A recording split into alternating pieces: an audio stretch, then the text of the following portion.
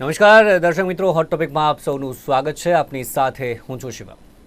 દર્શક મિત્રો, હોટ ટોપિકમાં આજે આપણે ચર્ચા કરવાની છે બંધારણની. ખાસ કરીને આજે આ ચર્ચા એટલા માટે કે ખાસ કરીને પ્રજાસત્તાક દિવસ હોય અને ત્યારે 26મી જાન્યુઆરીનું એક વિશેષ મહત્ત્વ છે. 26મી જાન્યુઆરીની વાત કરીએ, જો બંધારણની આજે ચર્ચા એટલા માટે કરવી છે. 26મી નવેમ્બરે પણ આપણે આ જ પ્લેટફોર્મ પર મળ્યા હતા જ્યારે બંધારણ સ્વીકારવામાં આવ્યું હતું અને જે લાગુ કરવાની આપણે વાત છે તો 26મી જાન્યુઆરીએ તેને લાગુ કરવામાં આવ્યું હતું. આજનો દિવસ પ્રજાસત્તાક દિવસ તરીકે આપણે ઉજવીએ છીએ અને તેને જ લઈને આપણે વાત કરીશું. ખરેખર પ્રજાસત્તાક દિવસની ઉજવણી કેમ કરવામાં આવે છે, પ્રજાસત્તાક એનો મિનિંગ ખાસ કરીને શું થાય છે, ક્યારથી તે જે પ્રકારે આપણે વાત કરીએ તો શરૂઆત કરવામાં આવી, ઇતિહાસ આપણે જાણીશું, શા માટે આ દિવસની ઉજવણી આપણે કરીએ છીએ. સાથે જ ભારતનું બંધારણ, આપણે સૌ જાણીએ છીએ કે સૌથી મોટું લેખિત બંધારણ છે ભારતનું બંધારણ અને તેની આપણે વાત કરીશું. સાથે જ અન્ય દેશોની સરખામણીએ પણ આપણે વાત કરીશું, કારણ કે ઘણા બધા વિશ્વના ઘણા દેશો છે કે જ્યાં લેખિત બંધારણ છે, પરંતુ કઈ કઈ વિશેષતાઓ ખાસ કરીને ભારતીય બંધારણમાં છે તે તમામ બાબત પર આપણે ચર્ચા કરીશું. અને ડૉક્ટર ભીમરાવ આંબેડકર કે જેમને બંધારણના નિર્માતા કહેવાય છે એ આપણે સૌ જાણીએ છીએ. સાથે જ સમાજને ઘડવામાં બંધારણના મહત્ત્વ વિશે ખાસ જાગૃતિ હોવી પણ જરૂરી છે. બંધારણની વાત કરીએ તો બંધારણના આમુખને બંધારણનો સાર અને બંધારણનો આત્મા ખાસ કરીને કહેવામાં આવે છે. એક આપણે સાર્વભૌમત્વની વાત કરીએ છીએ કે આપણને હકો કે જે ફરજો આપણને મળેલી છે તે તમામ આપણને બંધારણથી ખાસ કરીને મળેલી છે. ત્યારે આ જ બાબત પર આપણે વિશેષ ચર્ચા કરીશું અને ચર્ચા કરવા માટે બંધારણ વિશેષજ્ઞ આપણી સાથે જોડાઈ ગયા છે. ડૉક્ટર કપિલ શાહ જોડાઈ ગયા છે. ડૉક્ટર કપિલ, આપનું સ્વાગત છે નિર્માણ ન્યૂઝમાં. જી નમસ્તે. નમસ્તે. તો બંધારણની આપણે ચર્ચા કરતા હોઈએ 26મી જાન્યુઆરી પર. ખાસ બંધારણની આજે ચર્ચા આપણે રાખી છે. ત્યારે બંધારણને લઈને સૌથી પહેલાં શું કહેશો? આ ભારતનું બંધારણ, તેને આપે ટૂંકમાં કહેવું હોય તો શું કહેશો? જી, સૌ પ્રથમ તો પ્રજાસત્તાક દિન ઉપર બંધારણનું ખૂબ મહત્વ રહેલું છે. એટલે એવું કહેવાય છે કે પ્રજાસત્તાક એટલે શું? તો રિપબ્લિકનો અર્થ એ થાય છે કે જે દેશની અંદર દેશનો વડો, દેશના વડા, આપણા દેશમાં બે હેડ છે, હેડ ઓફ ધ સ્ટેટ અને હેડ ઓફ ધ ગવર્મેન્ટ. તો જે ભારતના વડાપ્રધાન છે હેડ ઓફ ધ ગવર્મેન્ટ છે, ભારત સરકારના વડા છે. જે હેડ ઓફ ધ નેશન છે એ ભારતના રાષ્ટ્રપતિ છે અને ભારતના રાષ્ટ્રપતિ ચૂંટાયેલા પ્રતિનિધિ હશે. વંશ પરંપરાગત રીતે નહીં આવે, આપણા ભારતીય બંધારણની અંદર આપેલું છે. અને 26મી જાન્યુઆરી 1950 ના દિવસે આ બંધારણ લાગુ થયું. એની સાથે સાથે 26મી જાન્યુઆરી 1950 ના દિવસે ભારતના પ્રથમ રાષ્ટ્રપતિની નિયુક્તિ પણ થઈ. આ બંને ઘટનાઓને જ્યારે ભેગી કરીને જોઈએ ત્યારે ભારત દેશ પ્રજાસત્તાક છે એનો અર્થ આપણને ખ્યાલ આવે. પ્રજાસત્તાકનો મતલબ છે કે પ્રજા સર્વસત્તાધીશ છે અને પ્રજામાંથી સામાન્ય વ્યક્તિ પણ સર્વોચ્ચ પદ છે તેના પર પહોંચી શકે. જે રાજાશાહી દેશો હોય છે ત્યાં આ પરિસ્થિતિ શક્ય નથી. એટલે ભારતીય બંધારણ છે એ પ્રજાસત્તાક બંધારણ છે, લોકશાહી બંધારણ છે. અને ભારતીય બંધારણ એ વિશ્વનું, આપણે જેમ કીધું કે લાંબુ બંધારણ છે, લેખિત બંધારણ છે. એ સિવાય મારે જે વાત કરવી છે સક્ષમ બંધારણ છે. 140 કરોડના વિવિધ પ્રકારના ધર્મ, જાતિ, સમુદાયો, અલગ અલગ પ્રકારની વિચારધારા, ધાર્મિક માન્યતાઓ, દક્ષિણ કટકથી કન્યાકુમારી તક, અખણથી દક્ષિણ સુધી બધે જ તમે જુઓ અલગ અલગ પ્રકારની પરિસ્થિતિઓ. તેમ છતાં એક બંધારણના તાતણે, બંધારણના એ 22 ભાગ અને 395 કલમોના તાતણે આખો દેશ બંધાયેલો છે અને સમગ્ર દેશોને આ બંધારણ પર ગર્વ છે. આ ખૂબ મોટી વાત છે. ખાસ કરીને મારે જો આપને કહેવું હોય તો જમ્મુ કાશ્મીરથી માંડી અને કન્યાકુમારી સુધી, આસામથી માંડીને સિલચર સુધી, પોરબંદરથી સિલચર સુધી, તમે કોઈ પણ જગ્યાએ આપણા ભારત દેશનું બંધારણ છે એ એક સરખી રીતે લાગુ થાય છે. જે જમ્મુ કાશ્મીરમાં થોડો ઘણા પ્રોબ્લેમ્સ હતા એ પણ ધારા 370 ના હટ્યા પછી આપણા દેશની અંદર બંધારણનું એક સૂત્રની અંદર અમલીકરણ થાય છે. એટલે લોંગ લીવ ધ કોન્સ્ટિટ્યુશન. આ ભારતનો પ્રજાસત્તાક દિવસ એ સમગ્ર દેશવાસીઓ માટે ગર્વનો વિષય છે, કારણ કે એક બંધારણને 75 વર્ષ સુધી આ જ રીતે ખૂબ ઓછા સુધારા કરીને આગળ ચલાવવું, it's a really a miracle. અને પોલિટિકલ સાયન્સની અંદર આ એક અભ્યાસનો વિષય પણ છે. સુધારા અત્યાર સુધી સુધારાની આપણે વાત કરીએ બંધારણમાં કેટલા સુધારા થયા હશે આઝાદી બાદથી જ્યાંથી અમલમાં આવ્યો 1950 બાદથી અત્યાર સુધીમાં કેટલા સુધારા કરવામાં આવ્યા છે અને જે સુધારા કર્યા છે તેમાં કેટલી જરૂરિયાત હતી એ સુધારા કરવાની?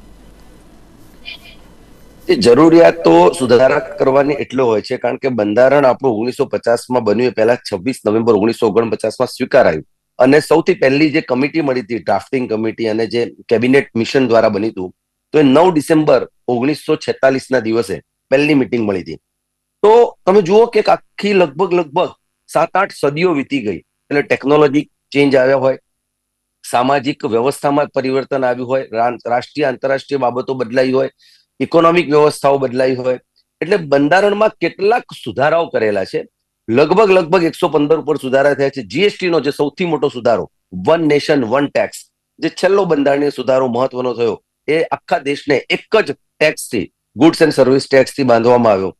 રાજ્ય અને કેન્દ્ર બંને વચ્ચે જે અલગ અલગ ટેક્સની માયાજાળ હતી એને કાઢી અને એક જ ટેક્સ લાવવામાં આવ્યો.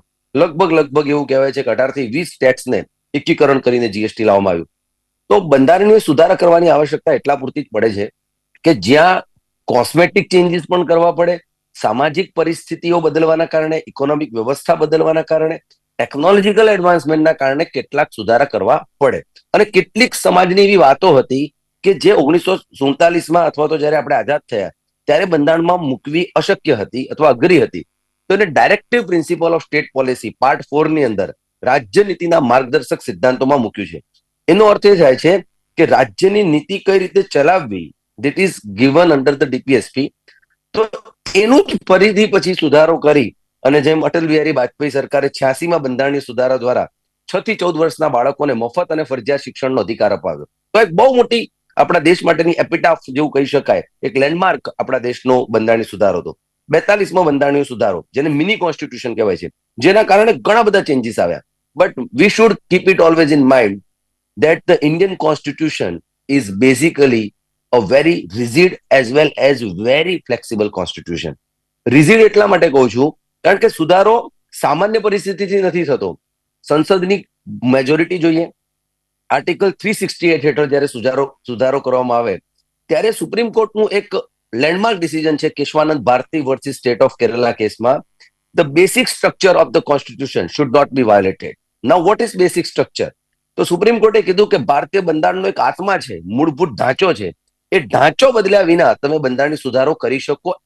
The parliament has power to make any changes to the constitution, amend the constitution, but we should keep in mind that the fundamental basic structure of the constitution should not be violated.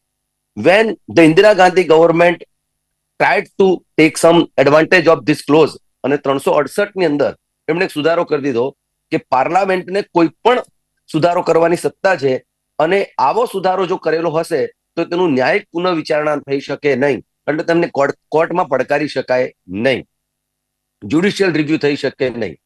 આ વસ્તુને કોર્ટમાં પડકારવામાં આવી કે 368 હેઠળ જે ઇન્દિરા ગાંધી સરકારે કરેલો સુધારો છે એ સુધારો જ ગેરકાયદેસર છે. તો સુપ્રીમ કોર્ટે, ઓનરેબલ સુપ્રીમ કોર્ટે કીધું કે બંધારણીય સુધારો કર્યા બાદ એની ન્યાયિક પુનઃવિચારણા કરવી એ સુપ્રીમ કોર્ટનો અબાધિક અધિકાર છે અને એ કોન્સ્ટિટ્યુશનની એરણ પર જયારે એને મૂકવામાં આવે, કસોટી પર મૂકવામાં આવે, કસવામાં આવે ત્યારે સાચો છે કે નહીં એ નક્કી કરવાની સુપ્રીમ કોર્ટની જવાબદારી પણ છે અને અધિકાર પણ છે. એટલે બેસિક સ્ટ્રક્ચરમાં એક નવો એડ થયો કે જ્યુડિશિયલ રિવ્યુ એ બેસિક સ્ટ્રક્ચર છે, તો એને તમે રદ કરી શકો નહીં. તો આર્ટિકલ 368 હેઠળ જ્યાં સુધારો કરેલો એ સુધારાને નલ એન્ડ વોઇડ કર્યો because it was violating the basic structure of the Indian Constitution. તો બંધારણીય સુધારો એ અનિવાર્ય પણ છે અને દેશની અંદર જે કંઈ સુધારા થાય છે એના માટેની મર્યાદા અને પાર્લામેન્ટરીના અધિકાર અને એમને આપવામાં આવતી ફરજો જે છે એનું સરસ રીતે નિરૂપણ કરેલું છે બંધારણમાં. એટલે ત્યાં ક્યાંય મિસશેપ થવાની અથવા તો કોઈ દુર્ઘટના થવાની સંભાવના રહેલી નથી. જી કે જે પ્રકારે થાય છે તેની આપણે વાત કરી, રિપબ્લિકની આપણે વાત કરી, ભારત સિવાય અન્ય જે દેશોની આપણે વાત કરીએ તો કયા કયા દેશ છે કે જે રિપબ્લિક બન્યા છે અને તેમના બંધારણની આપણે વાત કરીએ, સાથે આપણું બંધારણ આટલા વર્ષોથી માત્ર સુધારા જે પ્રકારે થોડા ઘણા કરવામાં આવ્યા છે અને અન્ય દેશોની સરખામણી કઈ રીતે કરીએ?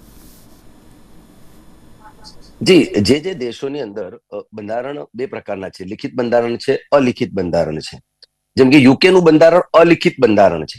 એટલે ઘણી વખતે જયારે અમે ભણાવતા હોઈએ અથવા યુપીએસસી ના આઈએએસ ના સ્ટુડન્ટ્સને હું ભણાવતો હોઉં છું, તો એ વિદ્યાર્થીઓના મનમાં એવું પ્રશ્ન, સાહેબ લિખિત અલિખિત એટલે શું? કે પેન ડ્રાઈવમાં રાખતા હશે, હાર્ડ સોફ્ટ કોપીમાં રાખતા હશે? એવી વાત નથી. વાત એ છે કે અલિખિત એટલે જ્યાં બંધારણ કોઈ બુક નથી. એટલે બ્રિટન, આપણા બંધારણ અને બ્રિટનના બંધારણ વચ્ચે એક મેઇન તફાવત છે કે આપણા બંધારણનું જે એક બુક છે એ જ આપણી બંધારણ છે. જ્યારે બ્રિટનમાં રાણીનો આદેશ એ પણ બંધારણનો ભાગ બની જાય. બ્રિટિશ પાર્લામેન્ટે બનેલા કાયદા પણ બંધારણનો ભાગ બની જાય. પ્રિસિડન્ટ, પ્રિસિડન્ટ એટલે શું? રિવાજ, રિવાજ પણ બંધારણનો ભાગ બની જાય. દાખલા તરીકે આપણા દેશની અંદર એક આશ્ચર્યકારી વસ્તુ છે. હું ઘણી વાર મારી ચર્ચાઓમાં કહેતો હોઉં છું કે ભારતના પ્રધાનમંત્રી કોણ બનશે આ આપણા દેશના બંધારણમાં ક્યાંય લખેલું નથી. માત્ર ને માત્ર 1947 થી ચાલતો આવે છે રિવાજ. અને રિવાજ કે ભાઈ લોકસભાની અંદર જે પાર્ટી અથવા ગઠબંધનની મેજોરિટી હોય એનો નેતા ભારત દેશનો વડાપ્રધાન બને.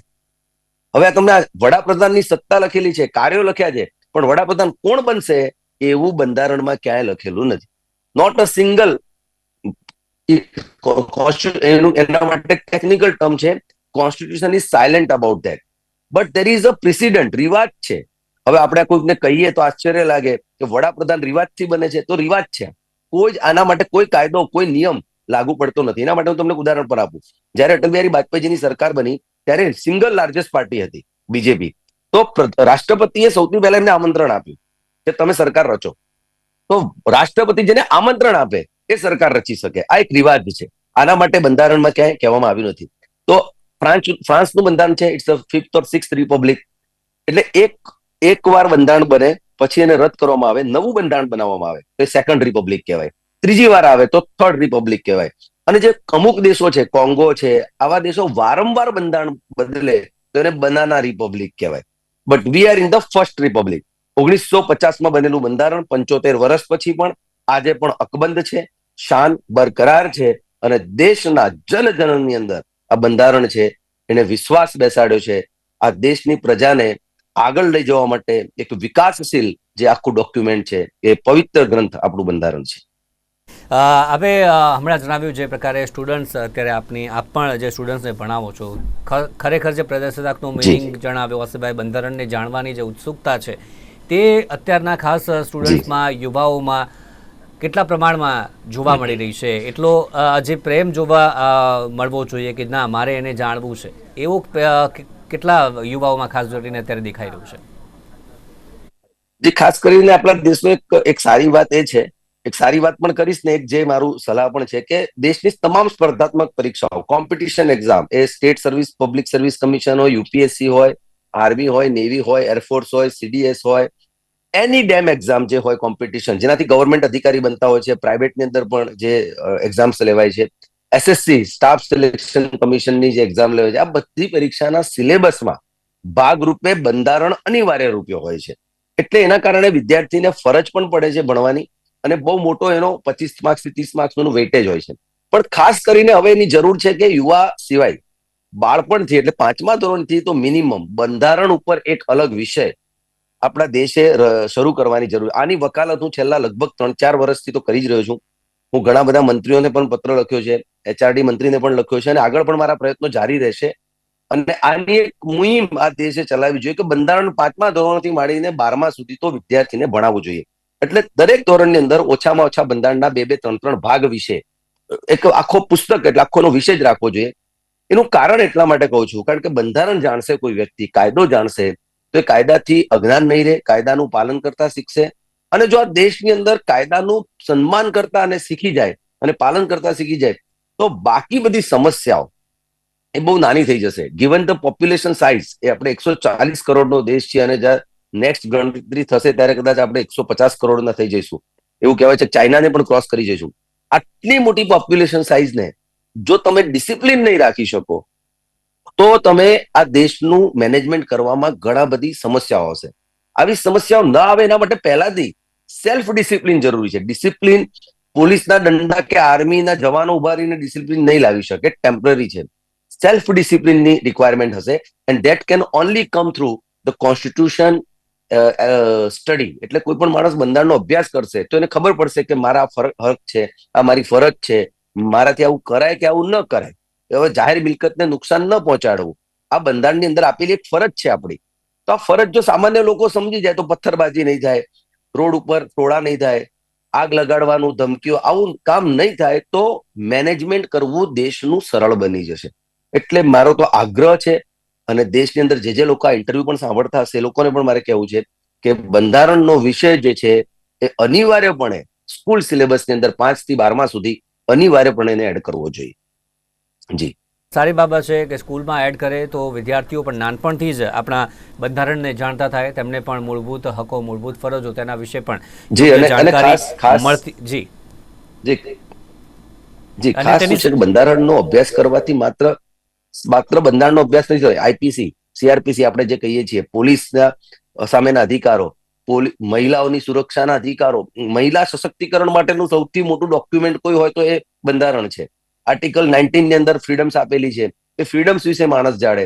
મહિલાઓને અધિકાર આપેલા છે, આર્ટિકલ 25 થી 28 ધાર્મિક અધિકારો છે, 29-30 ની અંદર આપણી માઇનોરિટીના અધિકાર છે. તો આ જયારે લોકો સમજશે, એને અભ્યાસ કરશે તો જ, કારણ કે ડોક્યુમેન્ટ એ નાનું મોટું બંધારણ નથી આપણું, ઘણું વિશ્વનું લિખિત અને મોટામાં મોટું બંધારણ છે. એનો અભ્યાસ કરવામાં સમય જાય છે.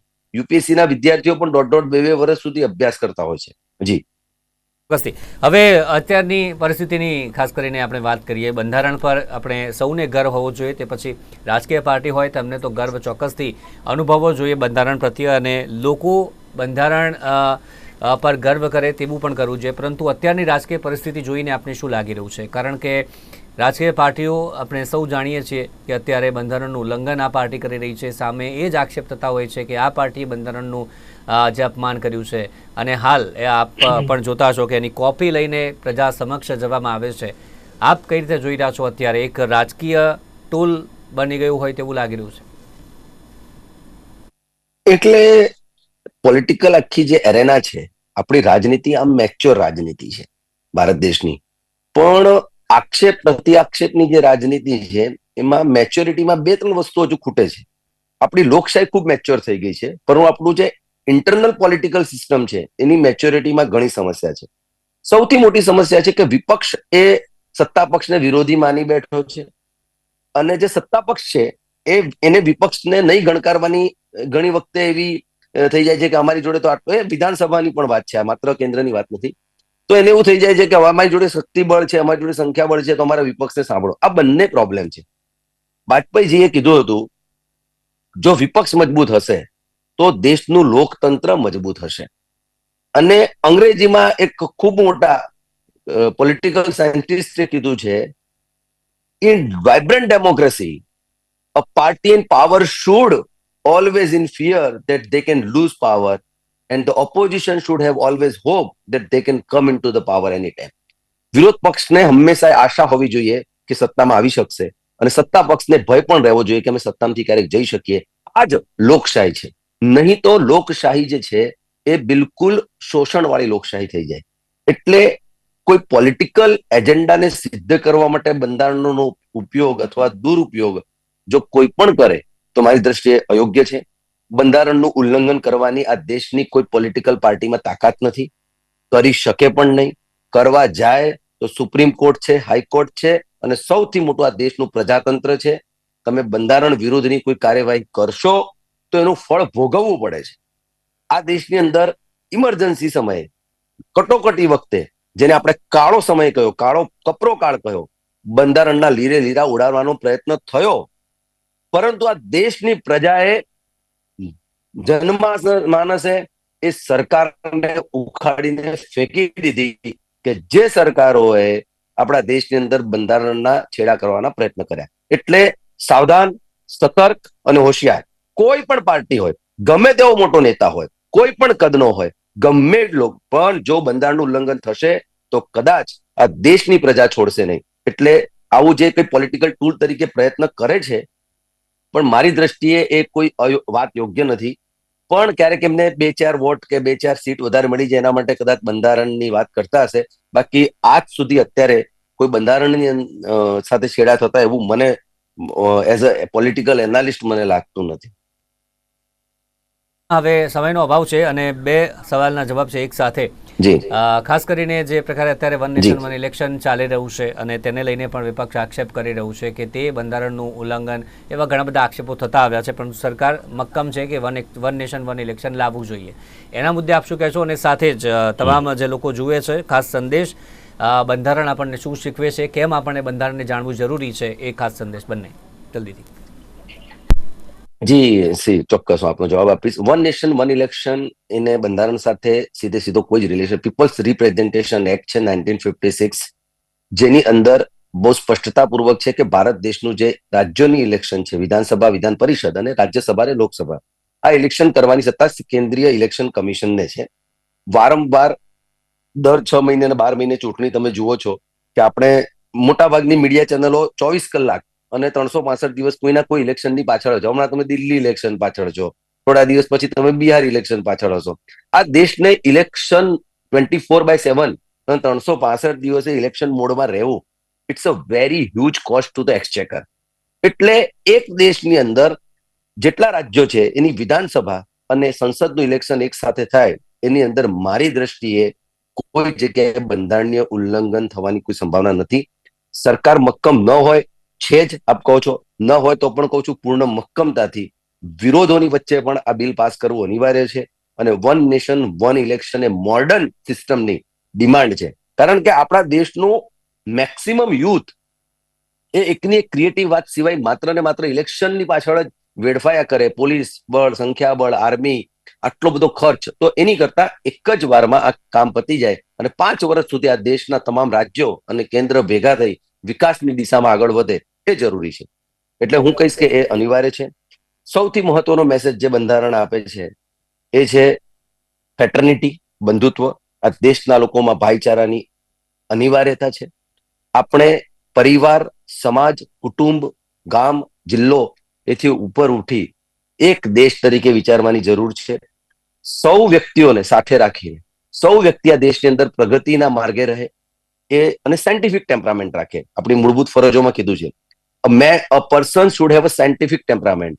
એટલે તમે કેવી બાબતોમાં ન માનો, એવી કોઈ અંધશ્રદ્ધામાં બિલીવ ન કરો અને કોઈ જગ્યાએ ઇલોજિકલ ચર્ચા જો દેશનો નાગરિક અને યુવા નહીં કરે તો 100% આ દેશનું બંધારણ એને હેલ્પફુલ થશે. યુવાઓને રોજગાર મળવાનો જ છે, પરંતુ આ દેશનો યુવાન જે દિવસે નક્કી કરશે કે એને હાથની અંદર કલમ પકડવી છે અને આ દેશ માટે કામ કરવું છે, તો આ દેશનું બંધારણ એને સપોર્ટ કરવા માટે 24/7 રેડી છે. આ દેશના બંધારણ એક પવિત્ર ડોક્યુમેન્ટ છે. જેમ ગીતા આપણે પવિત્ર માનીએ છીએ, હિન્દુ ધર્મનો ગ્રંથ, એટલું જ પવિત્ર આ દેશ માટે જે છે બંધારણ છે.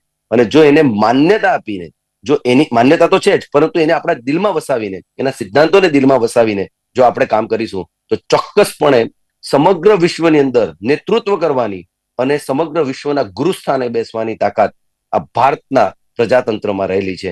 અને સર્વે દર્શકોને મારા તરફથી પણ પ્રજાતંત્ર દિવસની ખૂબ ખૂબ શુભકામનાઓ. જી આભાર ડૉક્ટર કપિલ શાહ, અમારી સાથે આપ જોડાયા અને આ યુઝફુલ માહિતી ખાસ અવસર પર આપે શેર કરી તે બદલ ખૂબ ખૂબ આભાર આપનો. તો દર્શક મિત્રો, ખાસ કરીને બંધારણ શું છે, ક્યારથી શરૂઆત કરવામાં આવી, કેવી રીતે તે ઘડવામાં આવ્યું તે આપણે સૌ જાણીએ છીએ, પરંતુ તેમાંથી શું શું શીખવા જેવું છે, ખાસ કરીને આજના યુવાઓની વાત કરીએ, તેમની આપણે વાત કરીએ, તેમને કેટલો રસ છે બંધારણને જાણવામાં અને બંધારણ કેમ જાણવું જોઈએ આપણે, તે પણ ખૂબ જ મહત્ત્વનું છે. મૂળભૂત હકો છે, મૂળભૂત ફરજો છે. આ સિવાય જે પ્રકારે હમણાં જણાવ્યું અંતમાં કે બંધારણ આપણને તમામ રીતે ઉપયોગી થતું હોય છે. એક પવિત્ર આપણા માટે જેમ ગીતા છે તમામ હિન્દુઓ માટે, તેમ આમાં કોન્સ્ટિટ્યુશન, આપણે વાત કરીએ ભારતનું બંધારણ, એ ભારતના તમામ લોકો માટે એક પવિત્ર જે કોન્સ્ટિટ્યુશન છે અને તેના જ મુદ્દે આપણે આજે ખાસ ચર્ચા કરી. તો ફરી મળીશું નવા મુદ્દા સાથે ઓર ટોપિકમાં. ત્યાં સુધી રજા આપશો. જોતા રહો નિર્માણ ન્યૂઝ. નમસ્કાર.